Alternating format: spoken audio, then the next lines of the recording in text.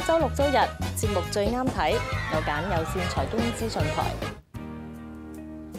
18歲嘅郝君喺上年7月身上面開始出一啲紅斑，之後證實患上系統性紅斑狼瘡症。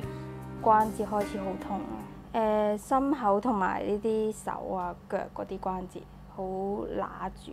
係媽咪即係話同醫生講話婆婆有呢個病，所以咧醫生就好緊張，即刻幫我抽血驗啊。咁佢就自己嘅身體咧，由於唔知不明嘅原因咧，就會製造唔同嘅抗體，就攻擊翻自己身體裏邊嘅抗原。咁而呢個抗原咧，就因為身體所有器官都會有嘅，咁變咗佢個抗體會攻擊唔同嘅器官咯。除咗面部出現紅斑啦，更多嘅紅斑狼瘡患者其實會因為免疫系統失調而出現關節炎，而部分嘅患者仲會患有腎炎啦，甚至係中央神經系統受到攻擊。而郝君因為冇聽醫生吩咐，患病期間喺陽光下暴曬，令到唔正常嘅抗體異常攻擊中央神經系統，導致思覺失調、嚴重失憶，要留院接受深切治療。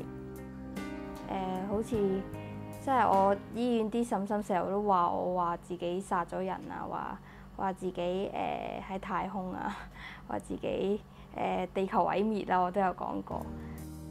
最終醫生決定為郝君進行衝擊治療，即係透過注射數以百倍劑量嘅類固醇，希望抑壓體內炎症嘅擴散，盡快令器官功能回復正常。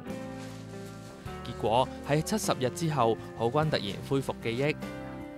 嗰陣時70日之後醒咗，我覺得都好神奇咯。